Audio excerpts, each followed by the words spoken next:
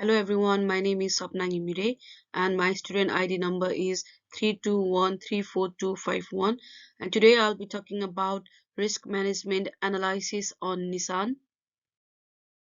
Here are my contents and I'll be taking you through all of my these contents in upcoming slides. Let's begin with the introduction. Nissan Motor Company is founded in 1933 and the headquarters is in Yokohama, Japan. The origins established from Kwasinsa Motor Car Works in 1911 with operations spanning over 190 countries. Nissan is a global automotive powerhouse committed to innovation and sustainability, with manufacturing plants in Japan, North America, Europe, and Asia. Nissan generates 10.4 trillion in revenue. This slide is about risk management framework for automobile industry. So the first one is comprehensive risk assessment. Automotive companies should adopt a systematic approach to identify, assess, and prioritize supply chain and operational risk.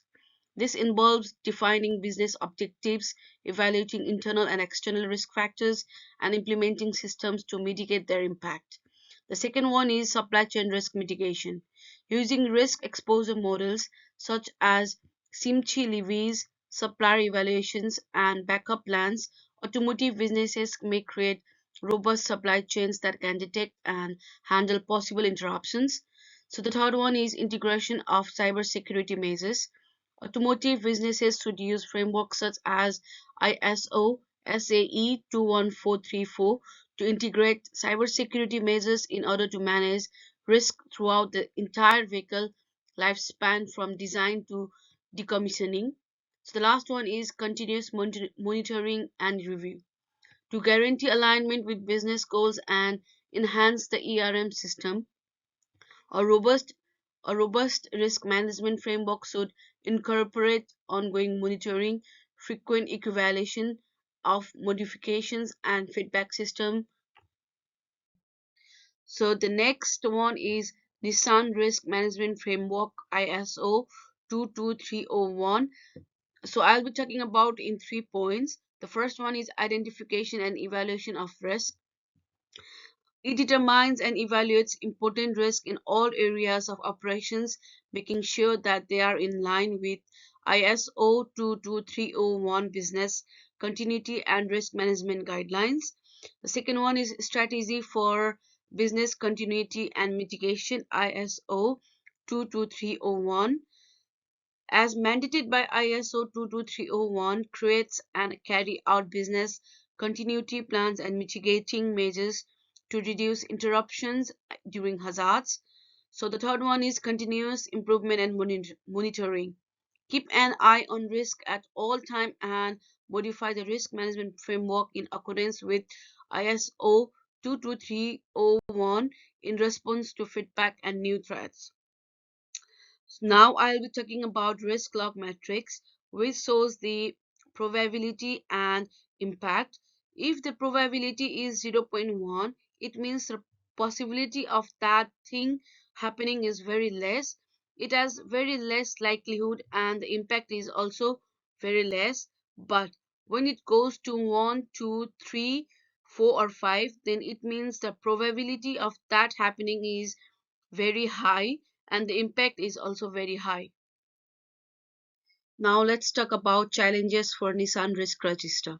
The first one is data privacy breach, and the probability of occurrence is 0.8 and the impact is 4, which is 3.2 risk measure. And the second one is data quality issues. The probability of occurrence is 0.7 and the impact is 4, which is 2.8 risk measure. And the other one is regulatory on compliance. Probability is 0.6 and impact is 3, which is 1.8 risk measure. And the next one is AI model bias. Probability of occurrence is 0.3 and the impact is 3, which is 0.9 risk measure. And the other one is cybersecurity vulnerabilities. Probability of occurrence is 0.6 and the impact is 4, which is 2.4 risk measure. And the last one is technology obsolescence.